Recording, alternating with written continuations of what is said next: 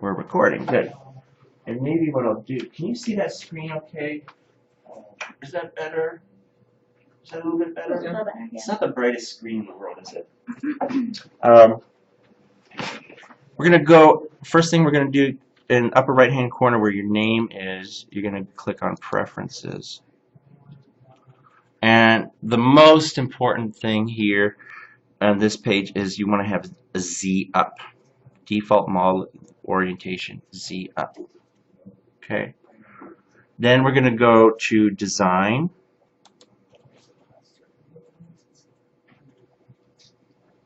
And just under the Design tab, copy this. Everything should be clicked off except for Edit Dimension when created. That's about the only one you should have on. The rest are probably default with what I have already. So just make sure everything is off except Edit Dimension when created. At some point you're going to want to cut this out on the CNC, the multicam, so click on Cam. Make sure you have Enable Cloud Libraries clicked on. The other ones you don't have to worry about. And then we're going to go down to Units. Default units, click Design. Make sure it's in inches. And under Cam, make sure that's in inches. And then hit Apply, and then OK. Got that. Okay. Down at the bottom here, there's a little TV screen. You're just going to make a few changes. Make sure your visual style is shaded with visible edges only. And then under Grids and Snaps, let's turn off Snap to Grid and Incremental Move. Make sure those two are turned off. See, that's why I'm such a huge Trump supporter, and I voted for him twice. They wouldn't let me vote a third time. Is because he promised he would ban all Snap to Grid in all software coming into the United States. That was a joke. All right, turn those off because I hate Snap to Grid. When you've done that, you're going to go up to this tab that says Untitled, and just click that X, and that's going to refresh the preferences. Okay. And that up in the upper right hand corner where that cube is, your Z, that blue line should be pointing up, and the word top should be there. Who does not have that? I missed where the Z was. Did you X out the Untitled tab here? Did you click X here? No, we just missed where to change the Z up. It's the very first thing under Preferences when you open it up.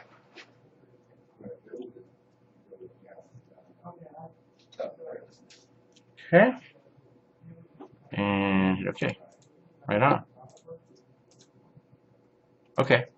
So some of you are like total noobs, never taken Fusion, never used Fusion.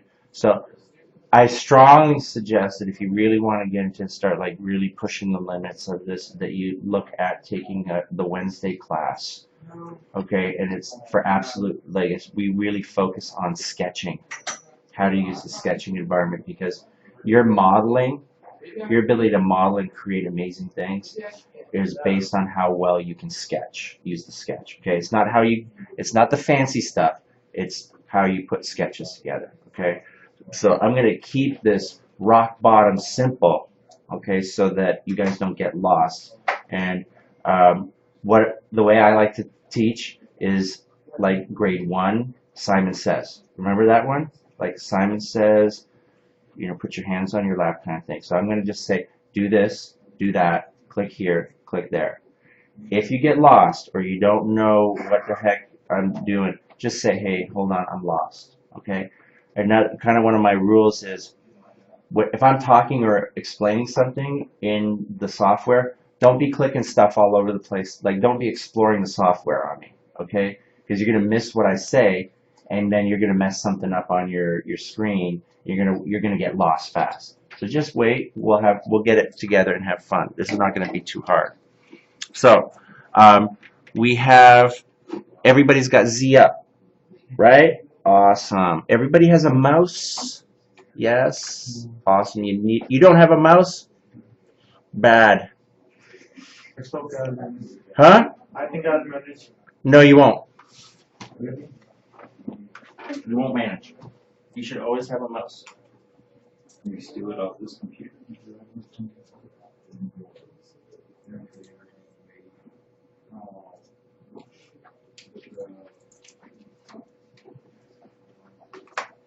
Yeah, very important. Oh, you have a Mac. Okay.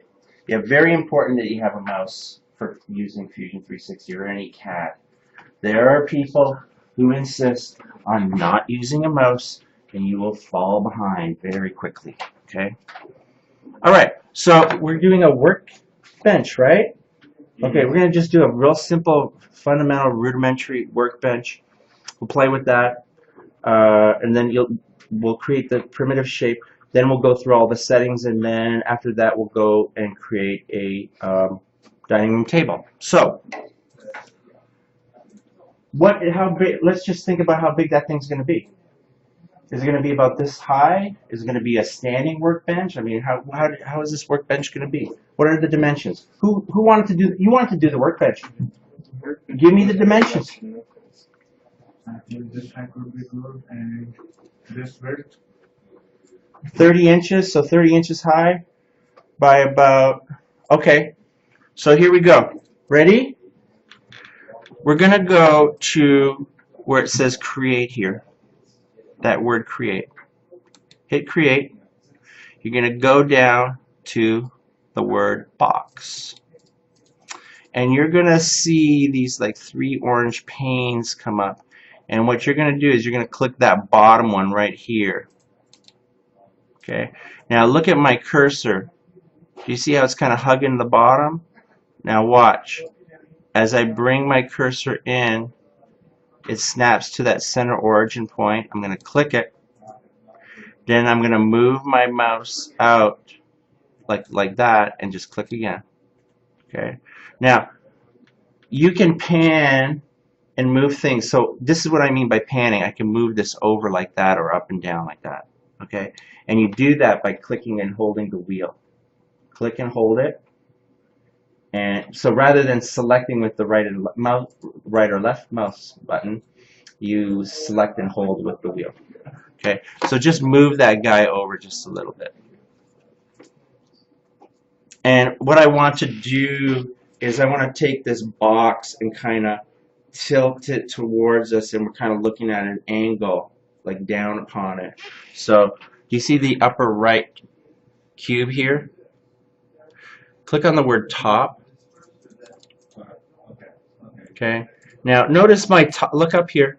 Notice my top is on its side. I don't want that, so I can click this little turning arrow here, rotating arrow. I'm going to click it like that. So now it's top like that. So just double check that, and then notice. Look up at my screen here. Top. Do you see this edge right below it? Click that. So now we're kind of looking down on it. So we're going to put some dimensions in here. There are different arrows that we can put these dimensions in. And if the length, this would be, I think if I grab this arrow here and I slide it, look at my screen. I slide this back and forth. And if I look in that dialog box there where it says length, notice the numbers moving. So what I'm going to do in that length box right here, we're going to put the length of this table in. Is there a tape measure around anywhere? Tape measure? Usually there's one of those boxes. Oh, you have a tape measure? Awesome. Always prepared. Whoa, you're prepared. Yeah. Wow. I do field support. Wow. This is awesome. I need one of those. Can I have that? All right. So what do we have here? Length. Right on. This is 48 inches. So in that length, put in 48. Okay, now in the width box, we're going to put in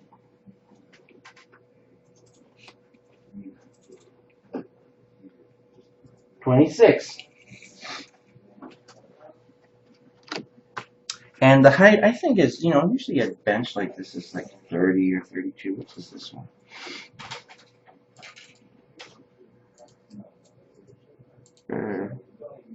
Yeah, 31. Thank you. So, in the height, we put in 31. And then you're going to hit the word OK. Now, notice this does not look like a box because it's so big, it's out of my view. So, with the wheel, double click the wheel. Click, click. And it comes into view. Right? Good.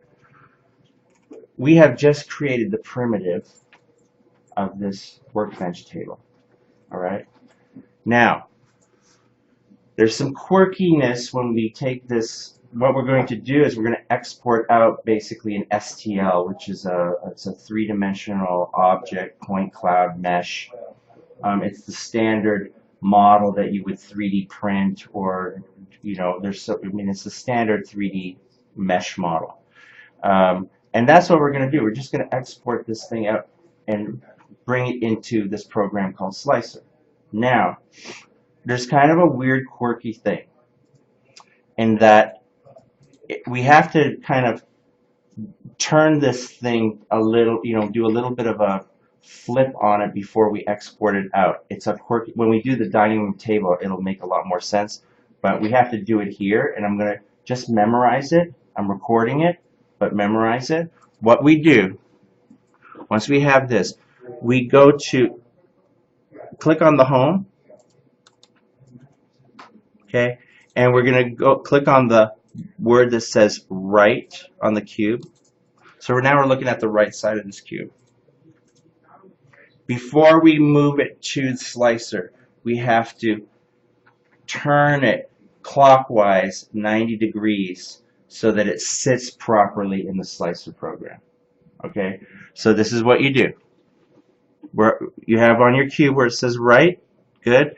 On your keyboard, you're going to click the letter M for move. Okay, and then you're going to bring your cursor over to the body, and you should be able to just snap that right kind of in the middle of the body. And then this handle here, you're going to just turn it 90 degrees clockwise. So it should say minus 90 degrees. Yes? When you've done that, you hit OK in the dialog box. That's all you got to do. So this is just something you need to memorize, okay? That when you design something in Fusion or really any program, I don't know why, Slicer and Fusion, they're the same company. You would think they'd have their game together, but they don't when it comes to moving it. But that's the quirk.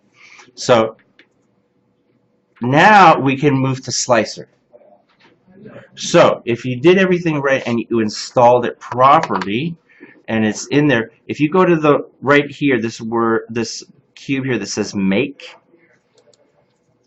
you should have under there a thing called Slicer for Fusion 360. Yes? Awesome. Click it. And so what it's going to ask is, what do you want to slice? Select the body. In the selection, it should say one selected.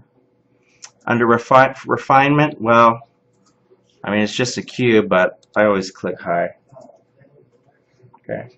And then hit OK. And so that should pop up the slicer. Right. And here, the reason why we did that is because you'll see the floor, it's now laying properly where the shadow and the floor, where the bottom of that cube is on the floor like that. Otherwise, it would have been sitting on its side. That's why we did that. All right. Not too exciting so far. Now, just with the mouse, just so that you know, the right mouse button here in Slicer allows me to rotate my object. Okay? And the wheel allows me to zoom in and out. And now we're going to start to go through the settings here. The first thing I'm going to just point out is this manufacturing settings. This is where we we put in the material that we are going to cut this thing out of. Okay? Now, look, I don't have any of you done or used the lasers at all? Cut anything on the lasers? Okay, no, okay. So you guys are really new. Usually the first thing new members hit are the 3D printers and lasers. Okay, that's what I did. In the manufacturing settings, that's where we actually put in the material that we're going to use to cut or build this object out of. This workbench, theoretically, okay, this is what we're going to do. We're going to make this, we're going to cut this out of some plywood. And the typical plywood, if you're making a piece of furniture, is what's called Baltic birch. Have you heard of Baltic birch before? It's a higher quality plywood. I mean, it's got a lot more plies. It's a lot harder. You know, plywood usually the cheap stuff just kind of falls apart. Baltic birch isn't like that. It's like really nice. So I'm just going to pull up what I mean. There's a company. Have you ever heard of OpenDesk? Or opendesk.org, I think it is, maybe. Org? There we go, yeah. Nope, that's not it. Opendesk.com? Okay, let me just find this. OpenDesk. There we go. Furniture design for inspired work. So this is just a place where you can get plans and everything. All of these plans, I think, are basically free, and you get the plans and you can cut these things out on the CNC. But everything here is made with Baltic birch, so it's a higher quality plywood, and that's what I would strongly recommend that you get. It's a little bit more, but it's really strong and it looks good. Okay, so that's what we're going to do. The very first thing, we're going to actually put in our material, and we're going to put in some plywood, and we're going to set some parameters. Now, if you're using a laser, you might want to use you could use Baltic birch, but a big piece of plywood is not going to fit in the laser. Okay, so the dimensions will be different. The way we're going to do it is we're going to imagine that we're going to cut this out on the CNC router, okay, the multicam. So first thing that you're going to do is, do you see where this little pencil thing is? You're going to click that, and you're going to get this thing that comes up called manufacturing settings, and I'm going to get rid of the ones that I have in here so not to confuse you. So basically it looks like this. The ones that they have preloaded in here are either paper or cardboard, and we're not going to make this out of paper or cardboard. So we're going to add in our material. So where it says plus, you're going to hit that plus, and then double click on that unnamed 0 and just put in Baltic birch. Okay. And what we're going to do is we're going to do Baltic birch 1, because we're going to put 2 in. We're going to put we're going to put our material in where it's laying this way, and the other one we're going to have it laying that way. Okay, you're going to want to have both. Okay, so plywood comes in 96 by 48 sheets, 8 by 4, and we're going to put it in with kind of oriented this way and then one oriented that way, because sometimes when you slice that design of yours, it'll throw an error and say it doesn't fit the piece of plywood, when you know obviously it should be fitting there. It's not a huge piece, and all you have to do is just change your material from this orientation to that orientation. That's why we put it in both orientations. Kind of makes sense? It's a little glitch. This is the workaround. Okay, so Baltic birch 1. First thing we're going to do, we're going to look at those units. It's going to be in inches. The length is 96. The width is 48. That's standard. Now the thickness, You can get plywood, you can get Baltic birch in different thicknesses. I mean, you can get it probably in from 1/4 inch, 3/8, 1/2 inch, and maybe 3/4. Those are like the three sizes. This is really important. We're gonna do this in like 1/2 inch, okay? But when you buy any type of plywood, it's never the thickness that it says it is, okay? It says 1/2 inch, but it could be anything but that, okay? So I just cut something out of Baltic birch. It was 1/2 inch. It was actually 0.466. This is very important because when we create these patterns where we want these pieces to slide together like a puzzle without any glues or screws, we don't want it so loose that it's like flopping around, and we don't want it so tight that we can't get the pieces together. So what you want to do, and this is recording, right? Okay. What you want to do is you want to, when you buy that plywood, you want to measure its thickness every single time. So you get some calipers, and you on each edge you measure, and then average those 4 numbers out. Okay, and then that's the number you put in for thickness. So I just cut something out of Baltic birch. We're going to just put 0.4 in thickness. Yeah, 0.466. Okay. Next, the horizontal and vertical margin. All that is when this creates a pattern for us to cut out. It's the spacing in between each one of those patterns. So we can have those things really close together, or we can have them apart. Now, you guys have not done anything on the multicam or the CNC router, but one of the things that you do when you start to cut something out is you're going to pick an end mill that will cut that pattern out. So if you're using a 1/4 inch end mill, it's going to cut this 1/4 inch slot all the way, profile around it. So you can't have a horizontal margin or a vertical margin that's less than 1/4 inch, because there'll be this overlap, and it'll damage your pattern. I say double whatever end mill you're going to use, okay?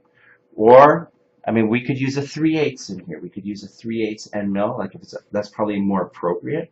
So if I put a horizontal margin even of 1/2 inch, there still could be some cut and overlap. So let's just, what's 3/8? So 3/8, that would be 6/8. Let's put 1 inch in. Okay? So the horizontal margin, we're going to put 1, and the vertical margin 1 inch. Okay? Because now we can use a 3/8, which is a bigger, a larger end mill, and it's not going to be a big deal. The next thing is the cutting tool parameters, the slot offset. So this is really important. We're gonna have these pieces that are going to fit together like a puzzle, and that slot that gets cut so that the other piece can fit in has to be wide enough so that the thickness of that material can slide in, right? So we already know the thickness of the material is 0.466 inches, right? If I put in the slot offset 0, all those slots will be 0.466. Intuitively, it makes sense. Oh, well, that will fit, but no, it doesn't. It'll be just such a, because plywood and wood expands and changes, it will not fit in. You've got 0 clearance. You've got 0 tolerance. So you have to put an offset in there. You have to open up that slot a little bit so that the piece can slide in. Now, when I made those beds, I went with like an offset, I think of 20 thou or 30 thou. I think 20. And it was tight because when I put the piece together, I just wanted to take a rubber mallet, boom, boom, boom, boom, and tap it in. Well, it was a bit of a struggle because I made that slot a little bit too narrow. and I think I did 20 thou. So I'm going to say the bigger the piece of furniture and the bigger the pieces that have to slide together, the more offset you should put in there. So I'm going to say for like a workbench, and since it's not as big pieces, well, we're going to put in 40 thou in there. So it's going to open that up by about 40 thousandths of an inch. So in slot offset, we're going to put in 0.04. Okay. Now the next thing that we're going to put in here is the tool diameter. So I said we're going to use a 3/8. That's a good end mill to be cutting out patterns on a piece of plywood. 1/4 inch is a little bit small. I mean, it can do it, but it'll go slower. But a 3/8, I mean, you can zip through and cut out your pattern very easily. So what we're going to put in here is 0.375. Okay. So we've put in all the parameters. The really key ones are obviously the thickness, the slot offset, and the tool diameter. Those are the ones that will determine how well our puzzle comes together, how those pieces will fit together. Okay. Now next, where it says, you know, you had Baltic birch here, just you're going to click on that, but now right below it, do you see this double plus? You're going to copy it. You're going to get another one here. You're going to double click it, and you're going to call this number 2. And the only thing you're going to change here, the length and the width, you're going to switch those numbers. So you're going to make the length 48, and you're going to make the width 96. So we're tricking the computer into putting it in 2 different orientations. And what I'm going to say is that if you make something with this, don't just go with what we put in here tonight. Okay, you're going to buy a piece of plywood. It might be 0.45. It might be 0.48. Measure it and put it in. Okay? And now we can hit done. Okay? Next, notice, even though I entered it in, do you see here it still shows this 8.5 by 11 piece of paper? Useless to us. So you're going to click there, and you're just going to scroll down, and we're just going to click Baltic Birch 1. Okay? Now, we have that set. That's really important. The object size. Okay, this defaults to this crazy thing called uniform scale. And if you look at the height, the width, and the length, that is not what we ordered, right? Uniform scale, what does that mean? You know how you lock aspect ratio in a picture? That's all this is. This is lock the ratios of the sides. Super annoying because what it did is it made a miniature version of it. So click that off and then click original size. So now what it did is it put 31 height, 26 by 48 length, which is what our original size was. Dig it? Right on. Now this is where we get to have a little bit of fun, because it's the construction techniques. Okay? Don't click anything yet. Just click on selected technique. The stacked slices is that Frank Gehry technique. It'll create all these slices. The one that we're going to do first is we're going to just do this interlocked slices. So click that. Okay? Now, that does not look like a workbench to me whatsoever. Don't throw rotten tomatoes at me, okay? Because we're going to play with it a little bit. I just want to show you what we're seeing here, okay? On the right side, what we see here, this cut layout, the way it stands default, 8 sheets are going to be required, and they're going to be 16 parts, okay? We don't want that. But what we can do now is we can start to adjust how we want this to be shaped. So take a look here. The first axis has this kind of blue triangle, and the orange one is the second one. And we can adjust the count size of these slots. So the blue, I don't need 6 here, maybe what all I need is 3. And on the second axis, I don't need 10. Maybe all I need is 4. Now, right now, that just kind of looks like some shelving. How do I make this turn into a workbench? Well, even better, watch. I want you to watch this because this gets people. I can start to move these up and down and orient them. And you can't just click and grab and move. You first click it once, then you click it again and hold, and then you can drag it up. And then I go to the next one, I click it once, and then I can, come on. This, whenever I'm recording, it gives me grief. Oops. Yeah, I'm sorry. It's acting funny on me. Go ahead and try it when there we go. Okay. And then I'm going to bring that one up to there. So maybe some storage underneath. And then I'm going to click the bottom one and bring that one up to about here. So I have it kind of like this. And then these side ones, I click once and then I drag it over to here. And I click this one and I drag it over to here. And I click this one and I drag it over to here. And I click this one and I drag it over to here. And now I have a workbench. That's going to be solid. That's going to be solid. That's going to hold. No glues or screws. That's going to hold together real tight. Now, I may not even need this bottom one here unless I really want an extra shelf. So if I have, let's say I just want 2 on the side and 2 on the top, I can just grab this one, click it, and I can just pull it off and it's gone. Okay, and I have a little workbench here. And those joints, the way that they're going to slot together, that thing ain't going to move at all.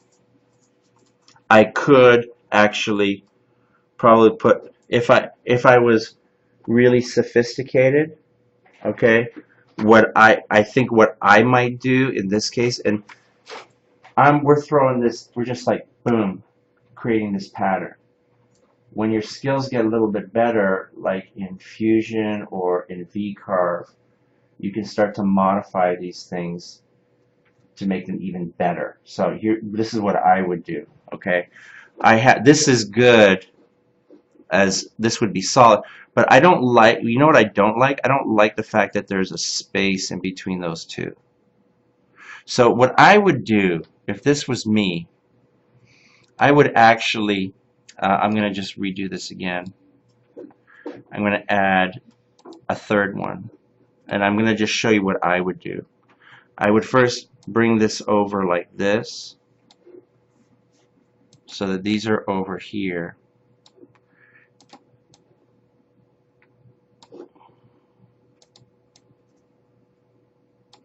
And I would have this at the top,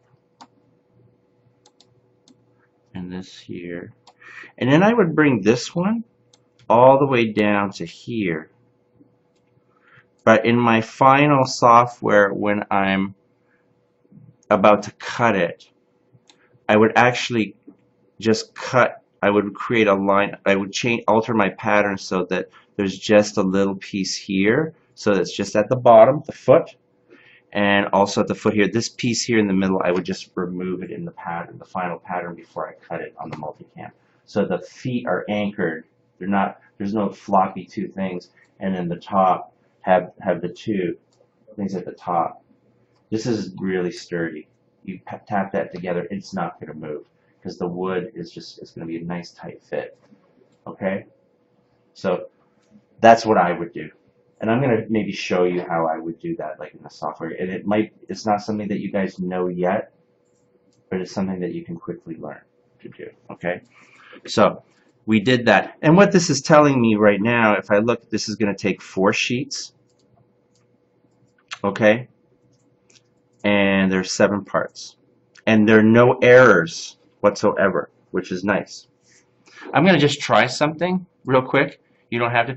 I'm going to just see if I can induce an error. So I'm in Baltic Birch 1. I'm going to go to Baltic Birch 2. Yeah. So do you see how it changed the orientation? Remember I was telling you I changed the orientation and it threw some errors.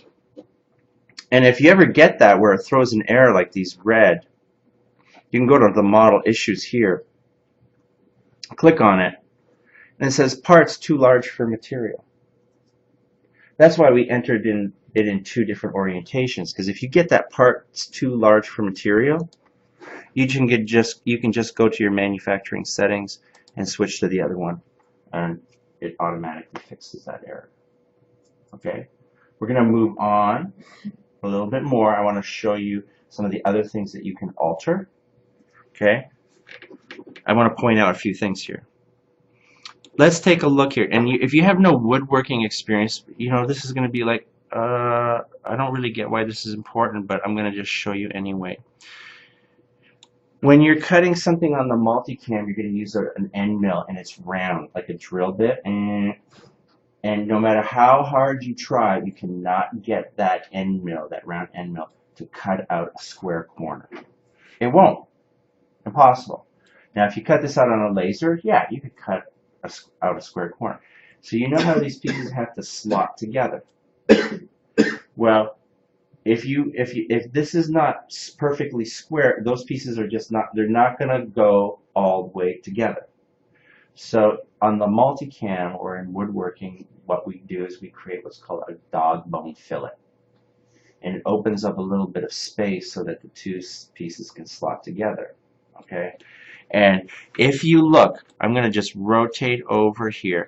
And if you look, let me see if I can get you to rotate. Do you see where the two pieces, let me see if I can get a good view here. Do you see right in here? I'm going to see if I can get right on top of it. Where it's square here. Now, what it's doing is the two slots are square to each other. I could not ever cut this out on the multicam. On the laser, yes. So what we have to do you see right here, relief type? It's square. And what we would have to do is we would have to change that to dog bone. Okay? And now when I zoom in, it creates this little, that shadow is in the way, but it creates a little dog bone. Come on. Oops. There we go. There we go. Do you see? I don't know if you can see it right in there. Do you see it's a little bit, the shape is a little bit different? Now this is throwing an error. And I'm wondering, why is it throwing some errors? Split part. It probably doesn't like the fact that this is close or something got knocked out. So I'm going to go back and I'm going to have to adjust something here because it didn't like it. Maybe I have to bring this. Sometimes you get an error and you have to just bring it. There we go. I just had to bring that down a bit. Now the error is gone. Too high is bad. Okay. So I put those dog bone fillets in. So now when I cut this out, the pieces will slot together nice and easy. They'll nice and flush. There's another setting too, right where the two pieces kind of start to slide into each other, right here. Do you see here? That's square. And I know for a fact that it's really kind of tough to get those two pieces that just come and start to slide together. So what they have is this notch factor and notch angle. Right now the notch factor is at 0.1, which is useless. So take a look here, right here on this corner, as I bring the notch factor up. What it does is it creates these notches so that when I do start to slot the pieces together, they kind of just fit in without me having to struggle. Okay. You want to make sure that what I did is I just basically bumped it up to 1, boom, and it looks kind of cool actually on your furniture. Okay, so now there you go, totally socialist workbench. All right. So what we're going to do next, we're going to just skip for a sec. We're going to go down. You should have like notch factor 1, notch angle 45, relief type dog bone. We're going to skip slice direction for now. We're going to skip. There's nothing in modify form if you're doing furniture that you'll ever use, so just forget that. Go to assembly steps. Okay. And under cardboard, you see down here, you can just change that to plywood so it looks more like plywood to you. I like that better. Now what's really cool about this is if you are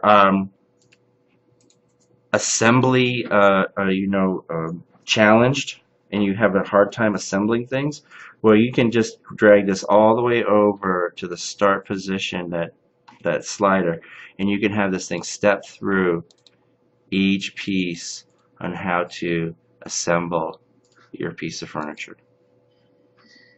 You'll notice that to the right here on those sheets, they have Y1, Z1, Y3, Z3. Everything, you'll see that all of the notches and all of the pieces are labeled that way, so that if it's just too crazy, it's so complicated that you can't put it together, what you can do is, if you're cutting this out on the multicam and you're afraid you won't be able to put it together, get a piece of chalk or something or pencil and label each one of those pieces where all those notches are, so that when it comes off the table, you can put them together. If you're doing this on the laser, okay, if you're cutting this out on the laser, these are in different colors. So the blue, you designate it to cut all the way through the material, where the red will just etch it on the surface and just write it on there for you. That's cool. Okay? If that's what you want to do. You don't have to. Alright, now we've done that, and we're going to get the get plans here. So at the bottom we hit get plans, and this is going to be on 4 sheets. So at the bottom here, file type, I don't know, EPS is some kind of PostScript file, but the two that you probably will use the most are PDF, which is for the laser, and DXF, which is like for the multicam, if we're going to bring that into Fusion. So what I'm going to do, and if you want to follow and you want to do this, if you're brave and want to follow me, we can do this. Click on DXF, and you're going to hit export to my computer. And let's just save that to the desktop, and we'll call this Workbench, and then hit save. And it's going to take, there are 4 patterns here. It's going to take those 4 patterns, 4 separate DXF files, and just zip them up into one file, okay, on your desktop. So let's minimize, double click that, and you can see that there's 4 of them in the zip file. I'm just going to drag those over to my desktop. There we go. Alright, so this first one here was that primitive. I'm just going to go to new design. Okay. And I'm going to click on my cube here. I'm going to click the word top. And I'm looking down on top now. And what I'm going to do is I'm going to import one of those DXF files. And what I'm going to do is I'm going to go to insert here and insert DXF. And it's going to say, well, what plane do you want to insert it on? Well, this one that's right in front of me, this one that's top, on the XY plane. So I have one selected. Select the DXF file. I'm going to click that. And on my desktop, I'm just going to click my Workbench 0, one at a time. And there it is. it immediately, it's gonna give me this warning. The selected DXF file does not contain units. Well, believe me, I've checked this. The units that we have, it comes in correctly for us, okay? We don't have to worry about that. And so I'm just gonna hit OK. Now, the annoying thing here is this border that's around it. So what I usually do is I just double click that border and then I hit delete. And what I have now is a pattern, okay, that I can cut. And so we're going to do a little bit of unicorn magic here, okay?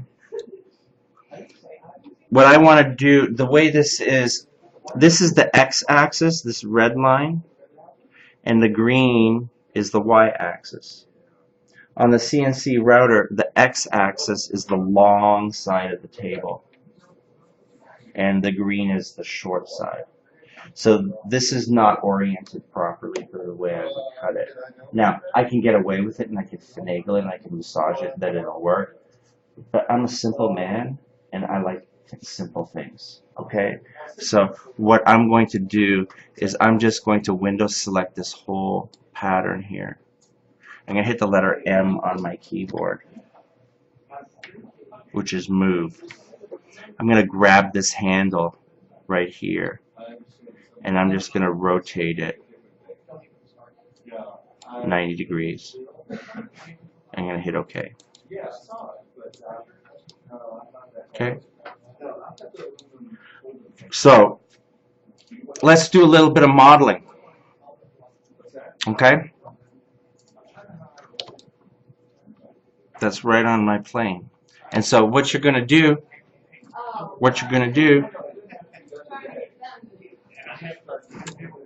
we know that this is going to fit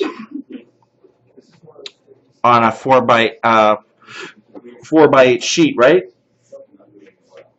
So let's do this. I'm going to keep it real. This is like, you guys are getting like 2-3 different classes all in one right now, okay? Because this is like the beginner multicam class that I teach, that I'm showing you right now, okay? So we have that pattern, and what we're going to do is hit the word top, the cube, the word top here.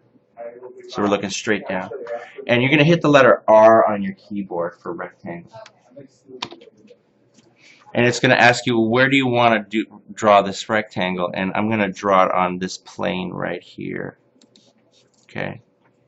And all I want to do is I want to draw a rectangle around my pattern. Okay. And I just drew an arbitrary rectangle. It has no dimensions yet, but now I'm going to put a dimension to it. And those dimensions are going to be the dimensions of my plywood. Okay. So what's the first letter of dimension? Hit D on your keyboard. Your cursor is going to change to this like ruler thing. And you're going to click that top line once. You're going to move the cursor up and click again. And then you're going to, in that number box, you're going to put 96. And then on one of the side lines, you're going to click that once. You're going to move the line out, click again. You're going to put in 48. Okay? Now, hit escape on your keyboard. And this is gonna work. I mean, it's gonna cut this out. But I'm really OCD, so I'm just gonna make it fit. I'm just gonna double click my rectangle and make it fit right here in the middle, something like that. Once I've done that, I'm gonna hit stop sketch. Okay.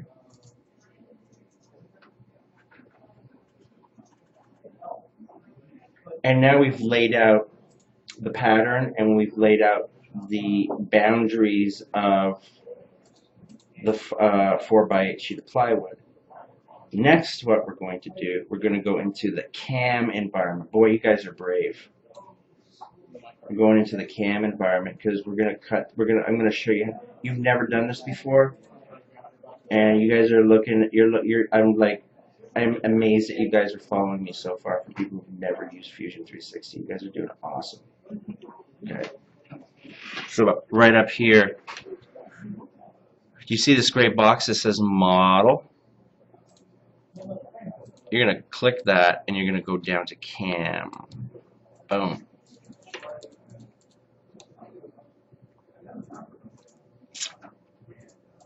Everybody there? And what we're going to do you see where it says setup? Click that first folder that says setup. Now, I always seem to be lucky. When I hit setup, it actually set up and took that outer rectangle and created it to be my stock. Who does not have that? Yeah, there's always one in the crowd. Two in the crowd. It's okay. I'm going to come and help you. I'm going to fix it. If it did not work, don't panic. I'm going to come and fix it for you. Because we're just having too much fun right now. Okay. Yes? No? You're still on step one. No. How are you doing? Oh, you're doing okay. No, yours worked. Yours is one of the ones that worked. I think you just don't have yours tilted. You don't have yours tilted. No, but you know what? Yours is a. See this thing, the grid here? Click. No, click that. Turn on that grid. There we go. That's gonna make it. Just hold on. I'm gonna just check everybody here. Okay. Let's see what you got. Yours worked. Oh, okay. That's cool. Yeah, mine has a different. You see where it says click? That guy right there. Boom. And under stock, what I want you to do is put. I'm gonna do it all together. Let's see. You're around. Oh, you guys are doing awesome. Yeah, just. Oh. Look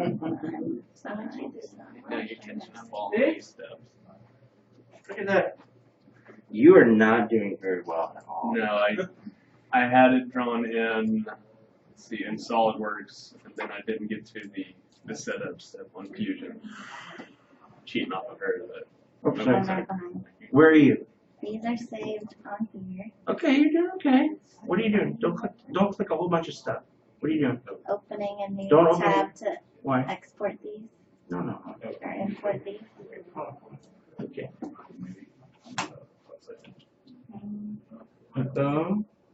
Let's see what you have. What do you have here? Oh. Oh, that's me. This is an emergency. Oh. No, that's it. I'll get back to you. Sorry. I see what you did here. Let's try this again. I'm gonna just do this.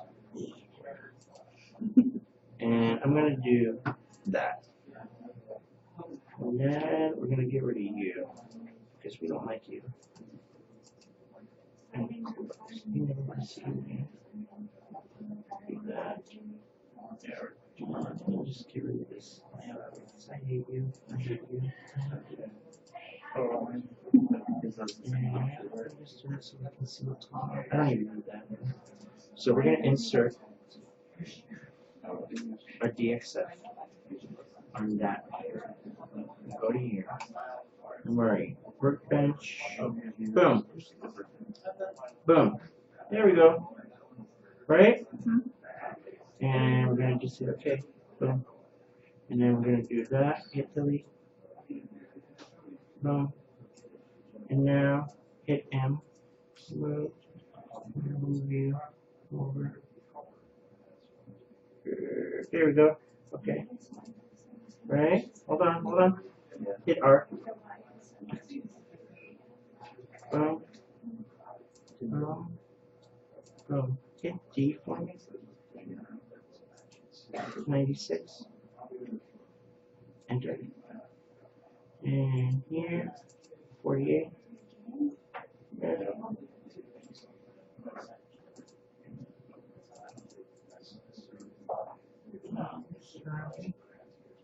Good. Good. Boom. Boom. Good. Now we go into cam. Right?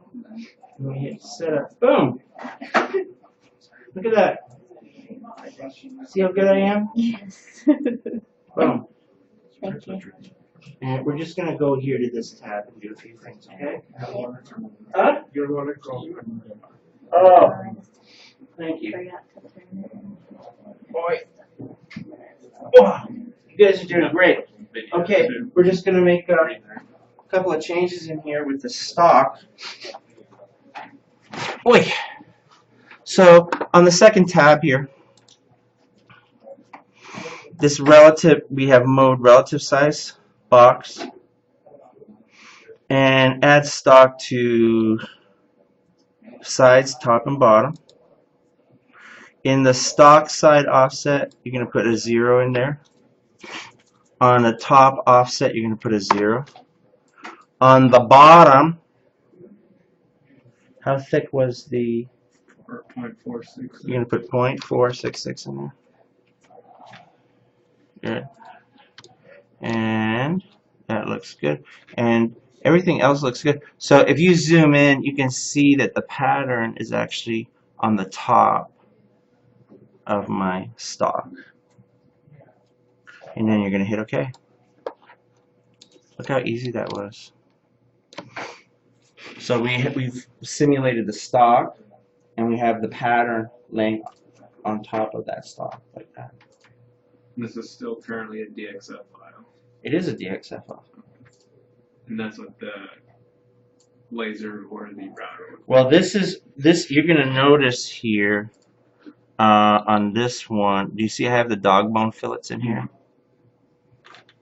This is specific for the CNC router.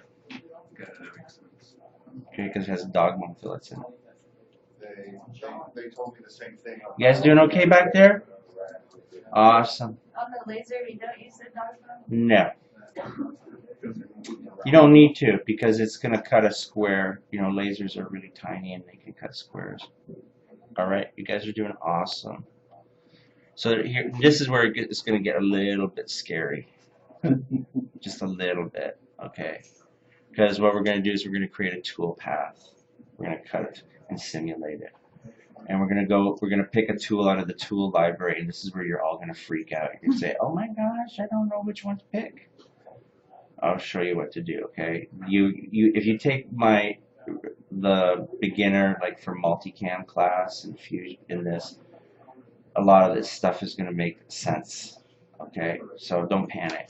So next thing that we're going to do, what we want to do is we want to create a tool path that cuts around the edge, and it's going to cut this pattern out of the plywood. So what we're going to do is we're going to go here. Do you see where it says 2D? You're going to click the word 2D, and you're going to click the word 2D contour. Okay?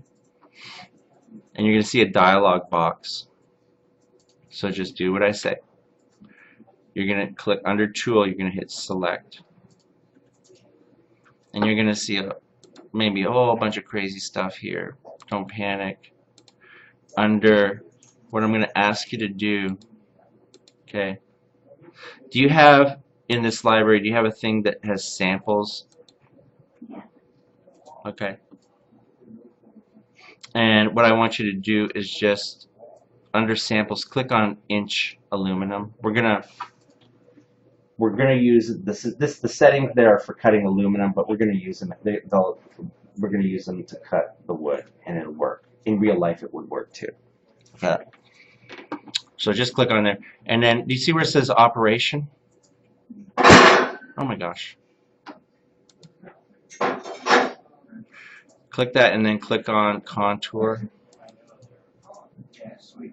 Hit OK. And then in this box right here, the one right beside it, click on that. And what we want to turn everything off. Actually, hit at the very bottom left-hand corner, hit the word clear. And then those are all clear. And then what you're going to do is you're going to hit the word flat. And you're going to hit OK. So now you're left with just a few of these flat end mills that we would use to cut this pattern. Okay? And which one are we going to use? 3/8, right? There's only one 3/8 in there. So that's the one we're going to use. 3/8 flat. And just hit OK. Okay? That wasn't too bad. I'm pretty good, huh? We're going to go to the second tab, Geometry. And what you're going to do, it says, what geometry do you want to cut? You're just going to click that one, just that profile, and this one. Now, we got to use a little bit of intelligence here. If I just scroll this over, like if I pivot and I zoom in on that arrow, do you notice the arrow is on the inside of the line? That's bad. That's going to cut on the inside of that line. So what I'm going to do is I'm just going to click that arrow, and it's on the outside. And I'm going to do that with the other one as well. So now when it cuts, it's going to cut along the outside of that line. Okay? Got it?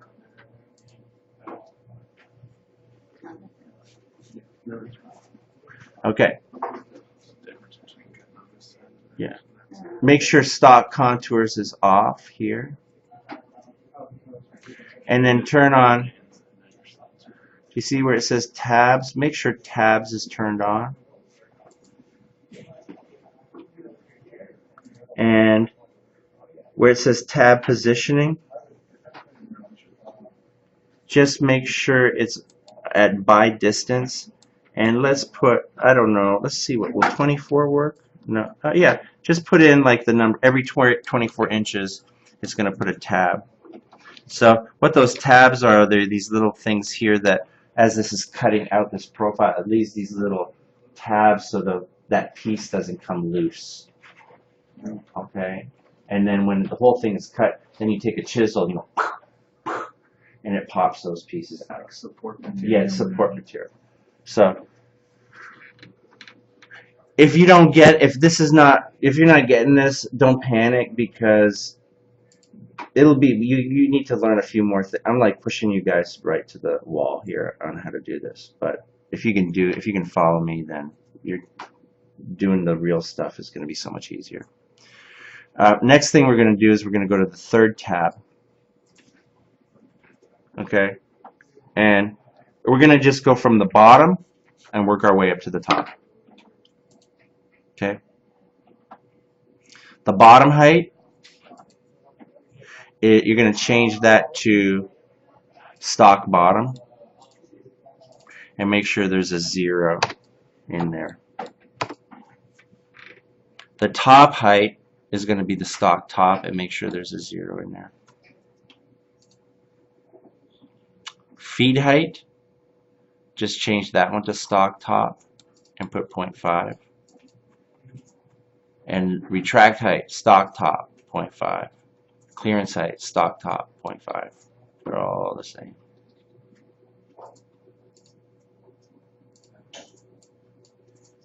That's just telling the machine where it's allowed to cut and where it can retract for safety. Okay? Nothing more complicated than that. Next, we're going to go to tab 4. There's not much that we need to worry about here, so we're going to skip that. Tab 5, nothing here. Nothing to see here, folks. Then at the bottom, just hit OK. We'll see if that does it. Now, if everything went well, you should get these lines, these contour lines that just go around, and that's where it's going to cut. Did anybody, look up here, did anybody get like a yellow caution sign here at all? Anybody? Woohoo! I did it! Awesome. So here's the cool part, okay guys? Just take a look at your thing. like this. And what you're going to do is you're going to click on this toolpath that you just made. Okay? Right click it. And then click on simulate. Okay? And now what you're going to do is at the bottom here where it says stock, click that on. And where it says material, change it from mirror to wall paint. And then let the fun begin. Do you see down here the play button? Click play.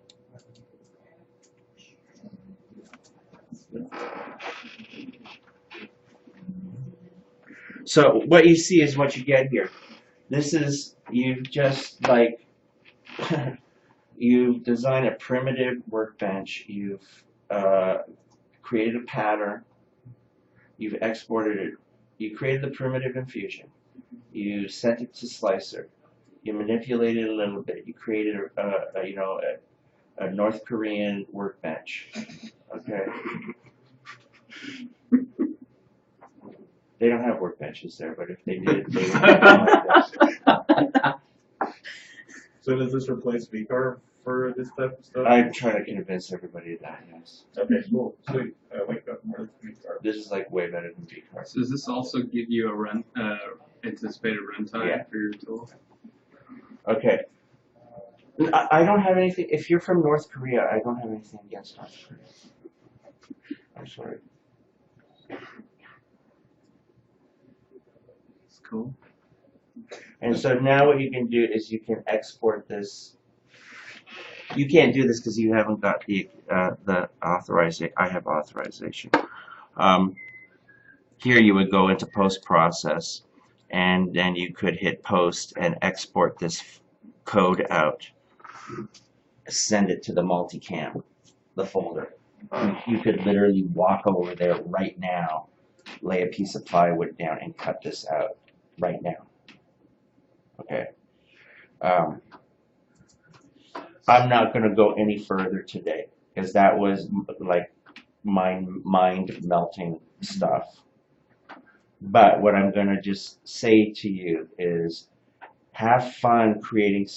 I'm not going to take some more of these Fusion classes and learn how to model some more complex things, or play with some of the primitives in Fusion, export them out to Slicer, and practice this. And I recorded this, so you can try different shapes and try making different things and just practice it. But you've gone through that whole process through multiple steps in how to go from idea to manufacture. Okay. Any questions, comments, or threats? This is cool. Okay. So what I'm gonna do, I'm gonna stop the recording of the class. You guys, I'm like really impressed.